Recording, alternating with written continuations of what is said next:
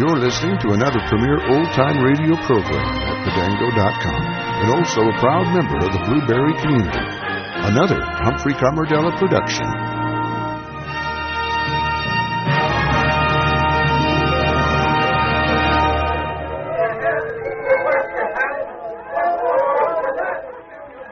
Come with me to North Beach, one of the finest beaches on the Atlantic, famous for its swimming, sports, and for Wynn's Wonderland, a gay, exciting sportland without equal.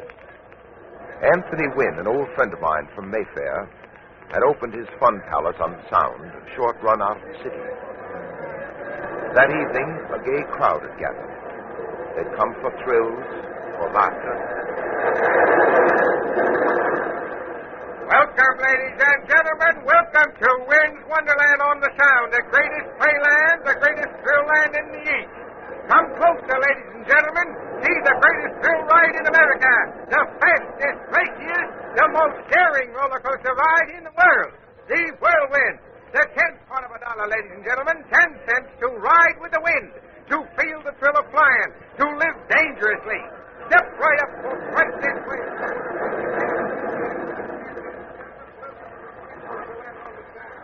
All off into the ride. All right, mister, this is the end of the line. All out. Hey, mister. Hey, Barker. Barker, come here. Something's the matter with this guy here. Now, what's going on here? Hey, look, mister, you have to get off or pay for another ride. Hey, now, do you hear me? Hey, stand back, please. Don't cry. Hey, What's the matter with him? this man is dead. Hey, move back there. Let me get him off. Now, wait a minute. Jump on Jehoshaphat. It's Mr. Wynn, the owner of the place.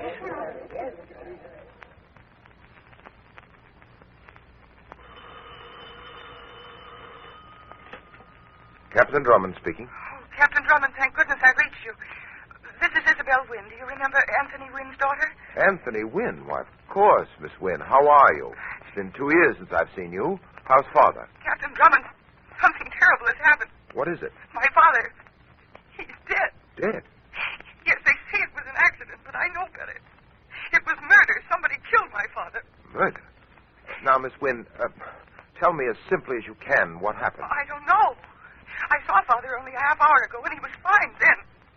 And then they told me that he'd been riding on the roller coaster, and they found him in his seat, dead. But what makes you think it's murder? Father didn't just die. I know he didn't. Somebody killed him, Captain Drummond. And you've got to help me. You've got to come out here. Now, Miss Wynn, I'll do whatever I possibly can. Denny and I'll leave immediately. Tell me, where are you now? At the Wonderland out at North Beach. All right. Now, please try to steady yourself. Hold tight until we get there. And, Miss Wynn, don't tell anyone you think your father's death was murder. Miss Wynn, are you sure you're all right? Yes, Captain Drummond. I was upset when I spoke to you, but I'm all right now. Really, I am. You are very brave, Miss Wynn, very brave. Well, this is Miller, or Barker, Captain Drummond. He's the man who first found Father. How do you do, Miller? Now, can you tell me exactly what happened? Well, the roller coaster came in at the end of the ride, and I saw someone lying slumped over in his seat. I didn't know it was Mr. Wynn till I went over and picked him up. And there he was, Captain Drummond, dead. How was he lying? Well, like I said, slumped over, his head down on his chest, way over on the right side of the car. What was Mr. Wynn doing on that ride? Well, I guess he was testing it. What do you mean, testing it? Oh, he did it every week, just about this time. He'd always take the ride himself to see if the Whirlwind was in good condition. He's been doing it for years. Yes, that's right, Captain Drummond. Father said he'd never ask a patron to ride on the coaster if he himself wouldn't ride on it. But why should this ride have killed him then? I don't know, Captain. The doctor here said it was his heart. Well, it's true Father's heart was never good. And recently, he'd taken a turn for the worse. Miller and I finally persuaded him to see a doctor about it. We drove in together yesterday. And the doctor said to avoid overstrain and sudden shock. Miss Wynn, I never saw your father get on a Whirlwind. If I had, I'd have stopped him. Yes, I know you would, Miller. Thank you. Well, Miller, you've been very helpful. I think you'd better get back to your work now. The crowd seems a little jittery, upset by the accident. See what you can do to quiet them. All right, I'll do my best, Captain Drummond. If you should need me, I'll be glad to help. Miss Wynn, I don't like to ask you this again, but what makes you think your father was murdered? I made him promise me yesterday, after we'd seen the doctor, that he wouldn't go on the Whirlwind again. And he said that he'd let Miller test it in the future. So Captain Drummond's father didn't go on that ride voluntarily. Had your father any enemies here? Enemies? No. Except perhaps Mr. Carlson, but... No, I wouldn't say they were enemies. Mr. Carlson? Yes, he's the owner of the large oyster house a few piers down on the Sound. You see that neon sign on the yacht out there in the bay? Where? No, there. That ship anchored just beyond the jetty. Oh, yes, I see. Yes. Carlson's oysters are in season. Pretty color that sign makes. That's it. He's a sort of competitor of Father's. He runs a resort on the Jersey coast. And he made us an offer to buy out the Wonderland a few days ago, but my father wouldn't sell. They had some words about it, but nothing serious. I see. Did he threaten your father? Oh, no. No, nothing like that. Why, Captain Drummond? You don't think... I don't think anything yet, Miss Wynne. I'm just asking questions. And the next thing I want to know is how to take a ride on the roller coaster. Denny and I are going for a trip on the Whirlwind.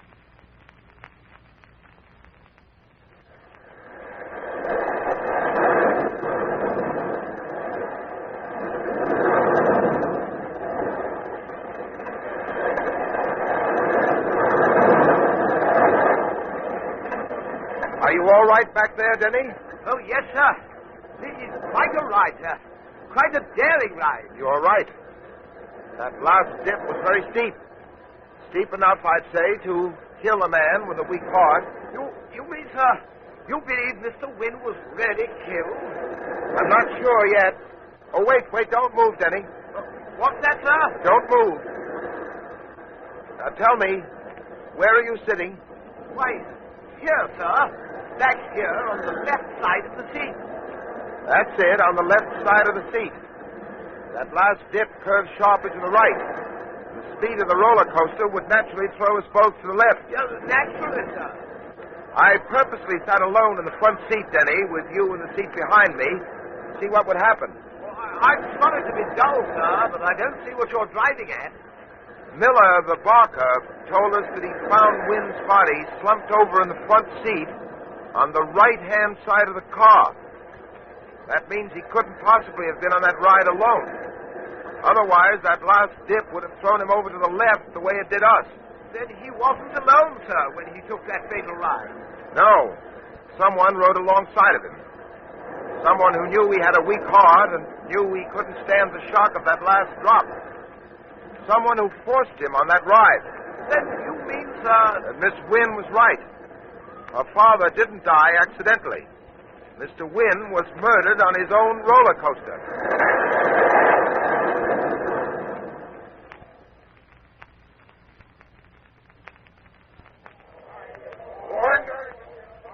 Well, Isabel, you were right. Then Father was murdered, Captain Drummond. Yes. Someone forced him on that roller coaster, knowing the sharp curves and drops would be too much for his heart. Why? Well, who would want to do that, sir? I don't know yet. Now, Isabel, I want you to tell me what other attractions you have here at Wonderland. Well, we have a shooting gallery here, as you see. Yes. And what's down there? Well, just past the shooting range, over to the left, you can see the whirl-around. Then there's the carousel across the road. Why, what are you after, Captain Drummond? I don't know yet. I'm just getting an idea. Go on. That's about all. Except for the whirlwind and the ride in the moonlight. Ride in the moonlight. What's that? Oh, it sounds very romantic, sir. It is. It's a kind of modern old mill built right out into the water. You know, a boy and a girl like a boat ride in the moonlight. Well, we fixed up some boats with outboard motors, and the couples take them out on the Sound. I'd like to see that ride, Isabel. It's just around the corner here, but I don't think you'll find it very exciting, Captain Drummond. You can't tell. Well, there it is. The ride in the moonlight.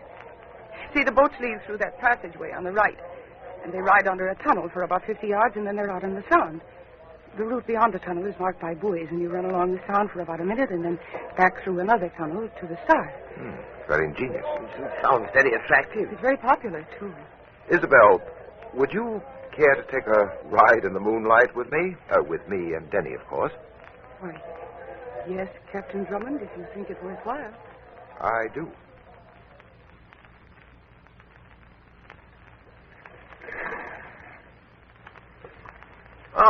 Here's the boat, sir. It's called the Rhoda. You see, all the boats have names.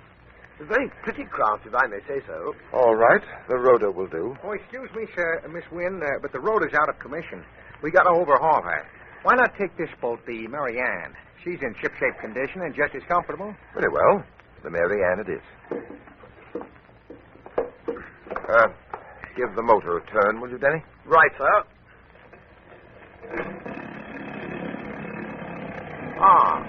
Ready, sir. Here we go.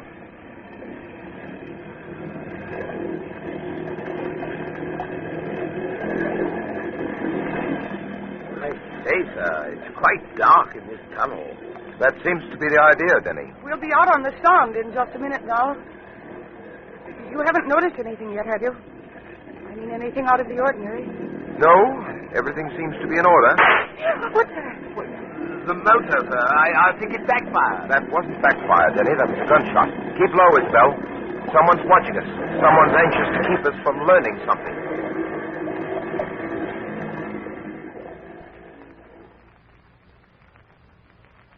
I'll be back in a moment to continue my story.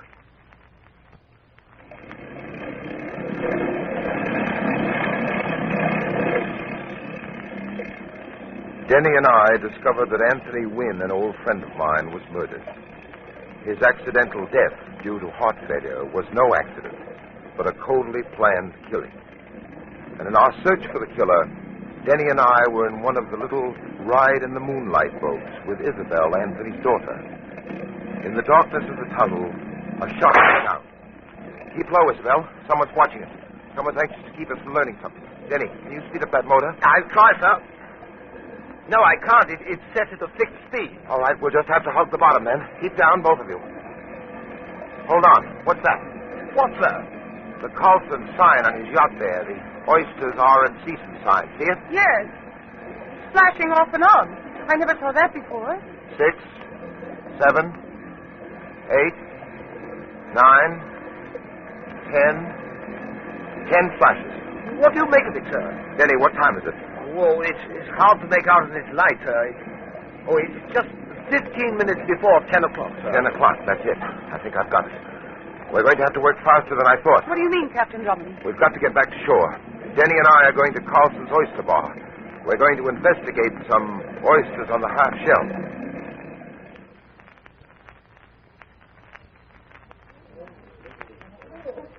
Let's move over to the oyster bar, Denny. Is it 10 yet? Almost, sir. It's about 3 minutes before the hour. Keep your eyes open. For what, sir? Anything unusual? Denny, Yes, sir. that man there at the oyster bar. The one taking the box of oysters, sir? Yes. Yes, I heard him order a dozen oysters to take out. Let's move over and I'll stumble against him. I'll try to knock the package out of his hand. See if you can get one of those oysters. I'll try, sir. Excuse me, sir. Could you spare me a match? I'm... You clumsy fool! Oh, I say, I'm dreadfully sorry. Really, I am. Here, let me help you pick them up. Get away from here! Get away, you stumbling idiot! Leave those oysters alone. Don't you touch them. I'll kill you. I don't want your help. Get out of my way, you fool, you bungling fool! Good work, Denny. Dear, what a splendid temper. There must be something the matter with that man. Did you get one? Did you see that man, sir? He turned purple with rage. I never saw anything like it in my life, Yes, sir. yes, I saw him, Denny, and I think I know why. You did get one of the oysters, didn't you? Oh, yes, I did, sir. And most amazing, sir, these oysters aren't opened. I never heard of anyone ordering unopened oysters before, did you, sir? Not unless they aren't to be eaten. What do you mean, Captain Drummond? I'll know in a moment. Give me that oyster, Denny. No, not here. Come over to the corner. I want to open it. Open it, sir? Give me your knife. Thank you. There, that does it. Well, that isn't an oyster, sir. No, Denny. There's a small white package in between these oyster shells. What do you make of it, sir? Come on, I'll tell you as we go. We haven't a moment to waste. We're going for another ride on the Mary Ann. Another exciting ride in the moonlight.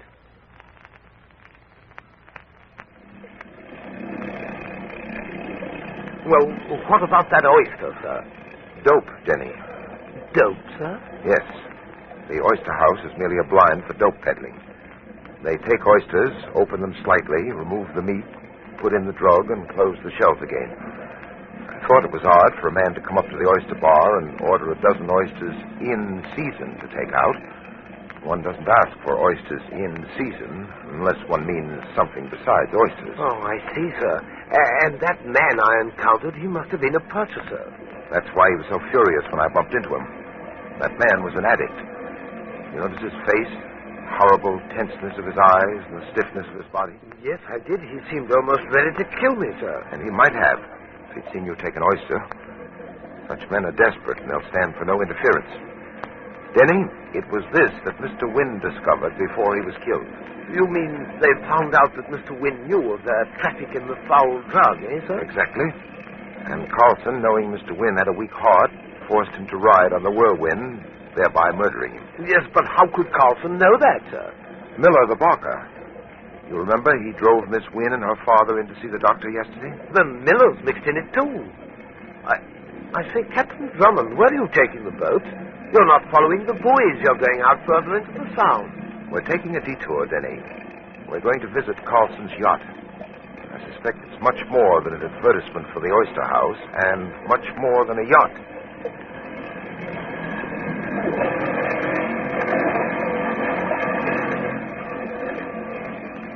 All right, Denny, shut off the motor. We'll glide in. I don't want to broadcast our approach. Right, sir. Look, Denny, that boat there. Why, it's the Rhoda, sir. But the starter told us it was out of working order. Yes, out of working order for us, but an important part in Carlson's plan. What do you mean, sir? Never mind right now. Let's get up these steps and aboard. Walk quietly, Denny. There's no need to be quiet, Captain Drummond. We've been expecting you. Carlson. Yes, Captain Drummond, Carlson. I'm flattered you should know me without an introduction. Oyster house owner, yachtman, and as you have so ably demonstrated, smuggler.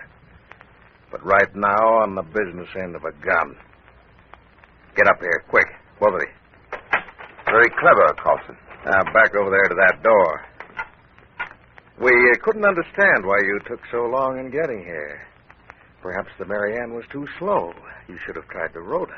She's much faster, as your charming friend, Miss Wynne, can tell you. Miss Wynne? Is she... Yes. I took the precaution of inviting Miss Wynne to my yacht. We will say that she is my guest. She occupies the cabin here. Not a very willing guest, I might add, but nevertheless a guest. I warn you, Carlson, if you harm Miss Wynne... Now, look, Drummond, I give the orders here. Now, open that door. Down those steps and be quick about it.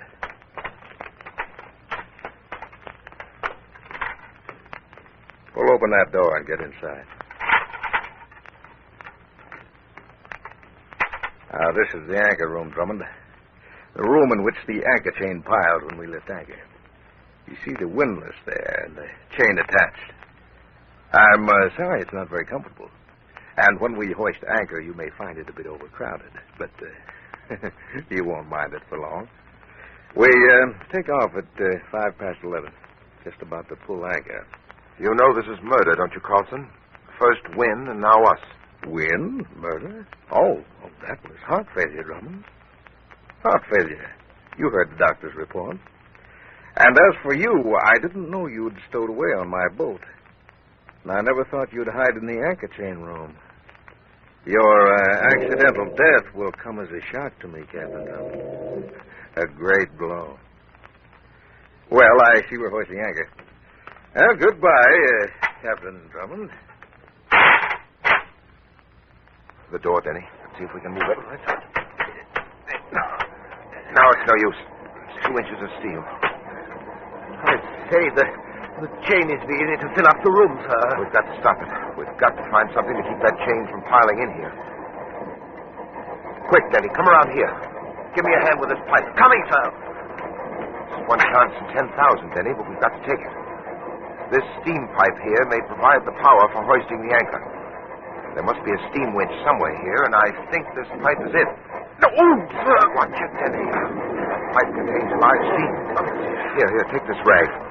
Wrap it around your hands and pull this way toward me when I say so. Right, sir. I'm ready. All right, then. Pull.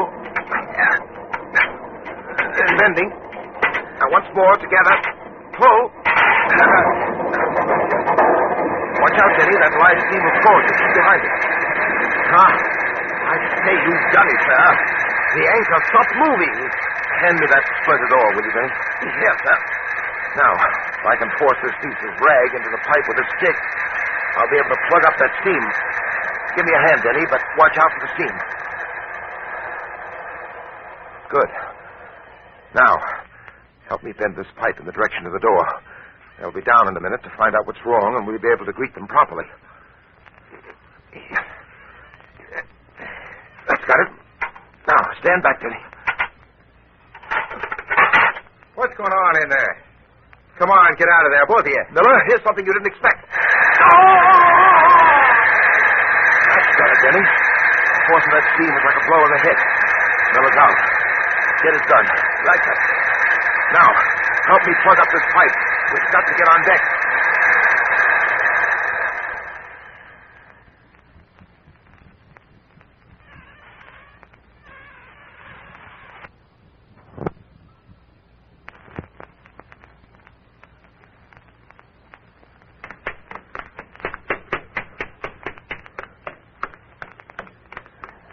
Hurry, Denny. The sooner we get up on deck, the quicker we'll get to Carson. All right, Drummond, your little escape is over. Drop that gun. Very clever stopping that anchor. Now, get over there, both of you. Back up against that cabin. It looks as if my anchor method was a little too subtle for you. I got to use the crudest method of all to get rid of you. A bullet through your head. You'll never get away with this, Carson. Save the talk. Now, who wants it first? You, Drummond, or you? Oh! Good work, Miss Wynn. Get those guns, Denny. I've got them, sir. Now, up with your hands, Carlson. Up with them, I say. Why, you Never mind that, Carlson. Get over here. Denny, give me one of those guns. Who hit me? I did. You were so sure of yourself, Carlson, you never saw Miss Wynn lean out of the cabin porthole. Denny, go unlock that door and let Miss Wynn out. Right, sir. If I may say so, sir, it's a great privilege to unlock the door for a guardian angel. Are you all right, Isabel? Yes, I'm fine. Good. Denny, go down in the hold and pick up Miller. He'll be coming too just about now. Right, sir. Oh, and Denny. Yes, sir. I want to get Carlson and Miss Wynn back to shore. We'll take the Mary Ann. The rudder's still tied on at the landing steps. Bring Miller up and take him back with you in the rudder. Keep an eye on him, Denny. Keep a finger on your trigger. I'll take good care of him, sir. See you later. Have a pleasant ride, Mr. Carlson.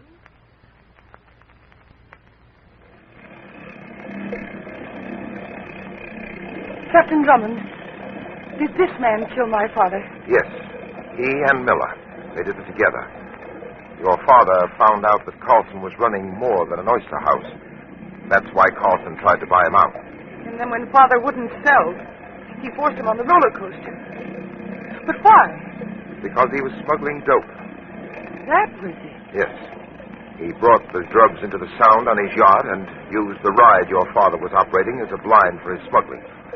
He landed his stuff on shore through the ride in the moonlight. The ride in the moonlight? Yes.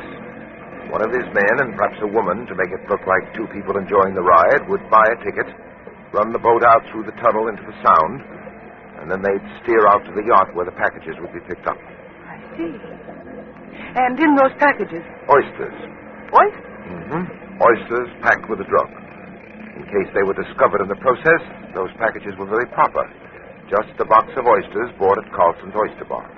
How did you find out about the ride in the moonlight? Well, when we took our first ride, you remember the attendant said not to take the rudder, that she was out of order? Yes, I do remember. Well, I ran my hand across the motor. It was still hot. The boat was in good shape, and as I judged from the make of the motor, faster than the other boats. And then there was oil on the front of the boat. Oil? Yes, Carlson, oil. When we took that first ride, Isabel, and stayed in the lanes marked for the ride, our boat didn't pick up any oil. But the rudder had oil on her bow. Now, oil on the Sound can mean only one thing, a vessel. Carlson's yacht is the only vessel within half a mile. That was the last piece to the puzzle. The last piece but one. What do you mean, the last but one? The last question was how to get off Carlson's yacht with him pointing a gun at me. And you answered that one, Isabel. With my good right hand. Yes. When we've deposited our murderer here and Denny comes in with Miller, the ride in the moonlight will be restricted to couples interested exclusively in the moon.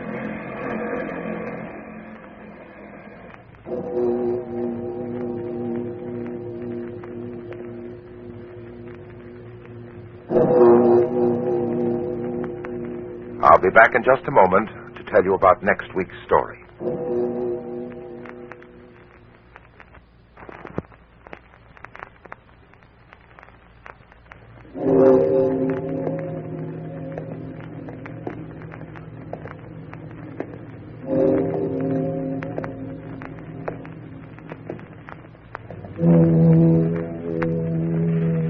Next week, Denny and I encounter an ex-convict with but one thing on his mind, revenge.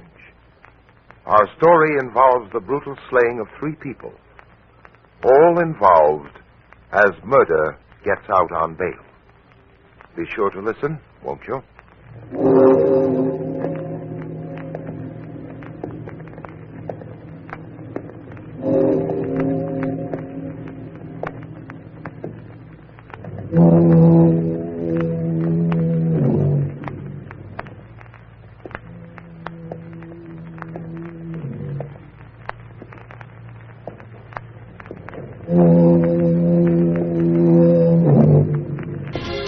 Hi, this is Pat Matthews for Humphrey Camardella Productions with a once-in-a-lifetime opportunity for all you Beatles fans.